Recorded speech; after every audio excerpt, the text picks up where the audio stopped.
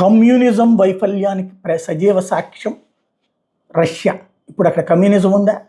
అక్కడ ఉన్నటువంటిది ఓ రకంగా చెప్పాలంటే పెట్టుబడిదారి విధానం. ఒకప్పుడు సుదీర్ఘకాలం పాటు ప్రభుత్వ రంగమే మేలని చెప్పినటువంటిది కాస్త ప్రైవేట్ రంగం వైపుకి మళ్ళీ. చైనా ప్రైవేట్ రంగం వైపుకే మళ్ళీ. కేవలం కమ్యూనిజాన్ని అక్కడ దేనికి వాడుకుంటున్నారు? నియంత పాలన కోసం వాడుకుంటున్నారు. ఉత్తర కొరియా ఫెయిల్యూర్, ప్యూర్లీ ఫెయిల్యూర్. అక్కడ ప్యూర్ కమ్యూనిస్ట్ గవర్నమెంటే, పక్కా ఫెయిల్యూర్. బ్రతుకులు కూడా కుక్క బతుకులు అయినటువంటి సిచ్యువేషన్. నేపాల్ సర్వనాశనమైంది. ఇదే కమ్యూనిస్టుల సిద్ధాంతం. అంటే కమ్యూనిస్టు సిద్ధాంతంలో ప్రజా పోరాటం అద్భుతం. వాళ్ళు కనుక స్పందించకపోతే ప్రజలకి కనీస వస్తువుల విషయంలో ఏ ప్రభుత్వాలు పట్టించుకుసావో. ఆ విషయంలో కమ్యూనిస్టులు అవసరం.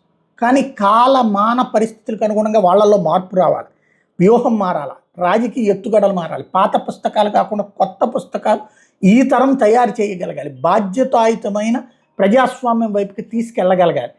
అది పట్టించుకోకపోవడమే ఇప్పుడు సమస్య అవుతుంది. ఇది పక్కన పెడితే ఇదంతా ఇప్పుడు ఎందుకు చెప్పాల్సి వస్తుంది అంటే మావోయిస్టు పార్టీ దెబ్బతింటోంది. ఇంకొక వైపున జనజీవన స్రవంతిలోకి మావోయిస్టు సుజాత కూడా, ఎవరైతే వాళ్ళకి సంబంధించినటువంటి అగ్రనాయకుడి భార్య, మావోయిస్టు పార్టీ కేంద్ర కమిటీలో ఏకైక మహిళా సభ్యురాలు పోతుల పద్మావతి ఎలియాస్ కల్పన ఎలియాస్ మైనక్క ఎలియాస్ సుజాత జనజీవన స్రవంతిలో కలిశారు. 43 ఏళ్ల పాటు ఈవిడ అజ్ఞాతంలోనే ఉంది. అనారోగ్య కారణాలతో లొంగిపోయింది తెలంగాణ పోలీసుల దగ్గర. తెలంగాణ ప్రభుత్వం గతంలో ప్రకటించిన 25 లక్షల రూపాయలని ఆమె డీడీ రూపంలో ఇచ్చేశారు.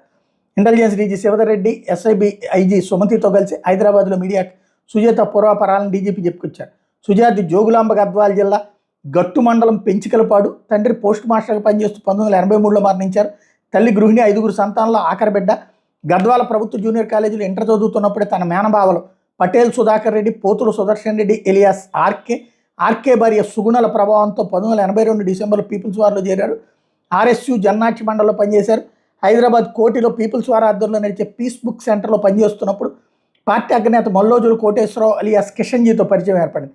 ఈ క్రమంలో 1984లో పెళ్లి చేసుకుని 3 ఏళ్ల అనంతరం భర్త కలిసి దండకారణ్య కమిటీలో అంతర్భాగమైన మహారాష్ట్ర గచ్చిబౌలిలో జిల్లాలో పనిచేశారు. తన కుమార్తెను నమ్మకస్తుడైన కార్యకర్త సంరక్షణలో వదిలి 2001లో DKSZC రాష్ట్ర కమిటీ ఇన్ఛార్జిగా, 2007లో Janatana Sarkar sub committee of mass organization సుకోమో పర్యవేక్షకురాలుగా బాధ్యతలు నిర్వర్తించారు. 2023లో మావోయిస్టుల కేంద్ర కమిటీ సభ్యురాలుగా పదోన్నతి పొందారు.